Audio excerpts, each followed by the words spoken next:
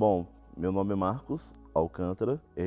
A minha história com a minha cidade, né, com a minha terra natal, ela é bem interessante, porque desde pequeno eu tive alguns atropelos, eu chamo isso de atropelos, diante de história familiar, diante de vínculo de referência de pai, mãe. E quando eu tinha por volta de 6 anos de idade, eu perdi essa referência. Então, para uma criança não ter a referência, principalmente da sua mãe, naquele momento, foi um ato difícil para mim, porque enquanto a gente ia nas escolas, ia para as escolas, na verdade, naquele período falava muito assim de reunião de pais, reunião de mães, e você não tinha a referência da sua mãe para vê-la indo na escola com você. Então isso me trouxe alguns problemas sociais, e eu acabei sendo um menino atentado assim naquele período da escola, assim, porque queria se mostrar para as pessoas, queria se justificar, chamando a atenção para si, falar assim, não, eu existo, eu estou aqui, você tem que olhar para mim. E nesse processo eu sempre ficava na turma assim que sempre ficava de castigo na escola. E naquele processo do castigo, numa escola que eu fui estudar, a gente teve contato com as artes. E esse ponto é um ponto muito importante na minha vida, assim, das artes, porque realmente, por meio dela, eu pude descobrir a potencialidade de Itabira. Descobri que Itabira tinha um escritor, e descobri que Itabira tinha uma presença marcante na literatura por meio das poesias do Carlos Drummond de Andrade. Descobri que Itabira tinha pessoas que viajavam para a Europa. Eu nem imaginava que existia avião, que existia algum outro tipo de transporte que levasse a gente tão rápido para outros lugares. E aí a gente foi conhecendo um pouquinho dessas personalidades, da história, e vivenciar a minha Itabira. E a minha Itabira eu pude vivenciar principalmente diante até mesmo de um fragmento assim, do poema de Drummond, quando ele fala no poema Sete Faces, né? Quando eu nasci, um anjo torto desse que vive na sombra disse: vai, Carlos, ser ghost na vida. E eu sempre escutava: vai, Marcos, ser ghost na vida. Então eu pude participar de um projeto por meio da minha escola, por meio da própria fundação. E esse projeto abriu porta para mim assim, para o mundo. Pude conhecer várias cidades do nosso país, pude conhecer outros países, falando da obra drummondiana. E sendo gauche, sendo esquerdo, sendo de luta. E comecei a suar as minhas mãos em defesa do patrimônio histórico da nossa cidade. E com isso, naquele momento que a gente pôde não somente decorar, porque aí na escola a gente decorava os poemas de Drummond, e aquilo ali era chato demais, decorar poema, menino em situação de vulnerabilidade social.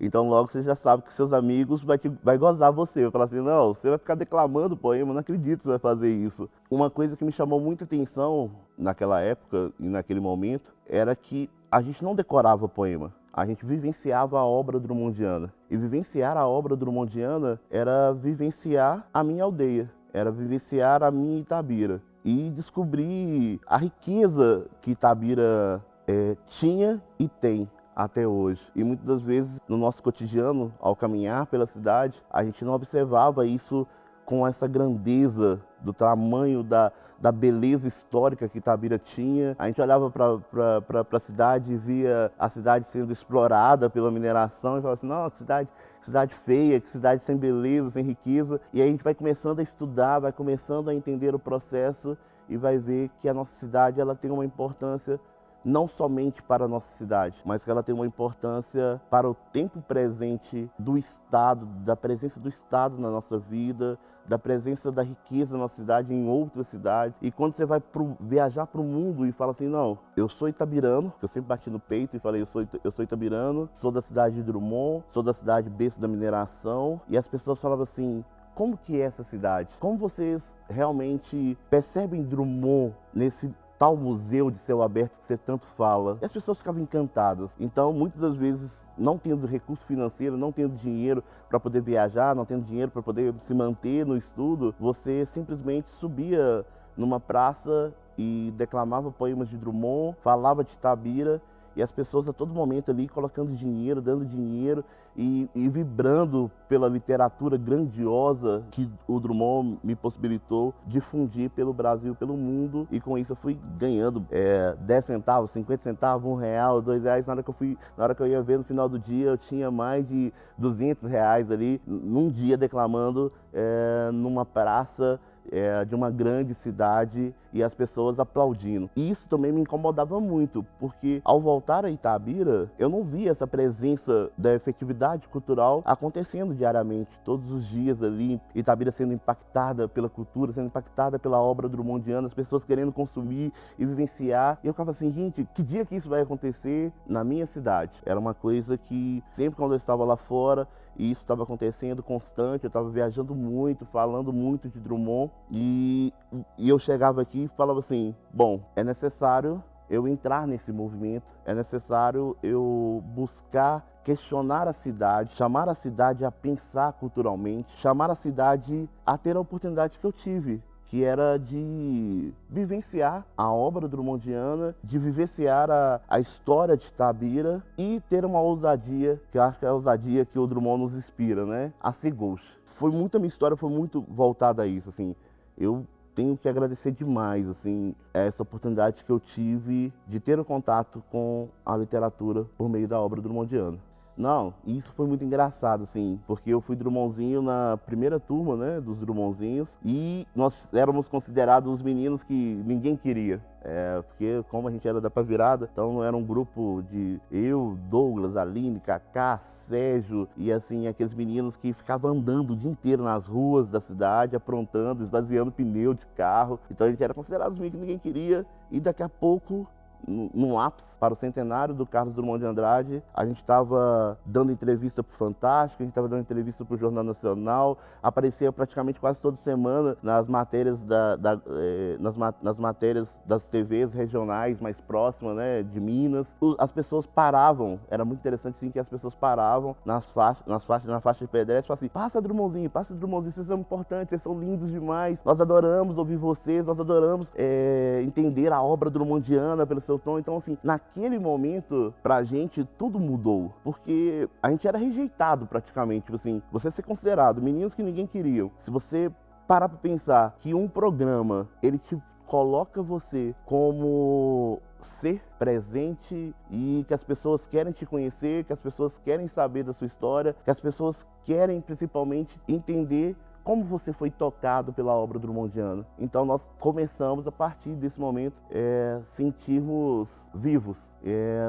Nós deixamos de ser meramente um tijolo numa parede, entre vários tijolos, e passamos a ser entendido como ser e como pessoas inclusas dentro de um processo.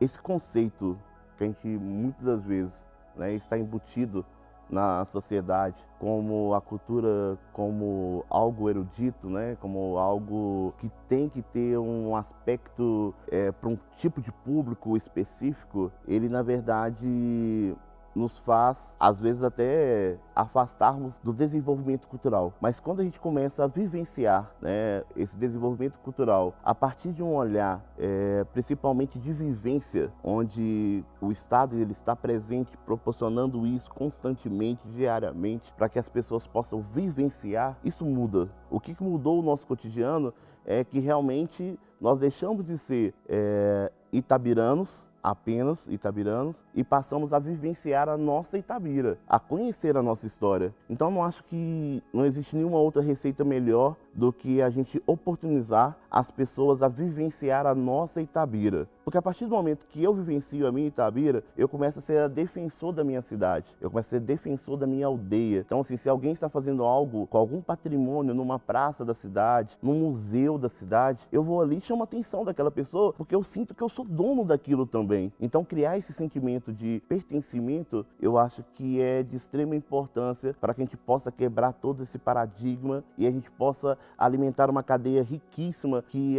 em qualquer território que a gente for, em Itabira, em outra cidade, outro estado, outro país, nós temos ali diversas atividades culturais acontecendo. O fomento cultural está ali acontecendo. O que faz a gente pensar sobre conceitos culturais, e muitas vezes conceitos culturais restritos, é a gente não ter essa amplitude de entender e de respeitar as tradições do outro e pensar um grande projeto presente do Estado, presente ali, universalizando tudo isso e mostrando essa riqueza e essa potencialidade que nós temos no nosso país e que não é diferente de Itabira. Se você pegar Itabira, nós temos diversas manifestações culturais riquíssimas acontecendo em bairros periféricos, acontecendo no centro, acontecendo nos distritos. E o que está precisando? Talvez nós temos um diamante, uma pedra encoberta. Essa pedra ela precisa ser meramente lapidada. E a lapidação ela tem que ser dada para as pessoas como oportunidade. A oportunidade de pisar num palco como esse do Teatro da Fundação, a oportunidade de estar no Festival de Inverno da cidade, a oportunidade de vivenciar a cultura a todo momento e entendendo isso de forma ampla. Eu acho que várias pessoas, se a gente pega um pouquinho o resgate histórico de Itabira, várias pessoas lutaram muito para tudo isso acontecer. E várias pessoas lutam ainda muito para que essa efervescência possa ser permanente na nossa cidade. E a gente vai criando isso diante deste novo olhar e diante do respeito às manifestações culturais. Não se tem como pensar a cultura de forma fragmentada, não se tem como pensar a cultura no Brasil de forma heterogênica. Só o único caminho é quando a gente nos libertarmos e realmente fazermos cultura de forma homogênica, de forma de efervescência, pegando essa estrutura das Minas Gerais, né? Nós estamos numa grande panela, vamos falar assim, grande panela funda assim, na Quebrada. Vamos fazer esse caldeirão borbulhar e trazer muita sinergia para que as pessoas possam principalmente vivenciar a Itabira que eu amo e a Itabira que eu sei que vários amam e que vários acreditam nas potencialidades que a nossa cidade tem. A Itabira do futuro seria aquela Itabira que nós possamos suar as nossas mãos, vivenciar a nossa cidade, eternizar tudo aquilo de bom que nós temos, toda essa sinergia boa que é de Itabira, que é de Minas, e universalizar isso. Eu só penso que o maior patrimônio que a gente pode deixar para as gerações que vão vir é que a gente preserve a nossa história, a nossa memória e que a gente valorize toda essa oralidade do ser mineiro, do ser itabirano, com um trabalho muito sério e com um trabalho muito próximo, afetuoso e transformador.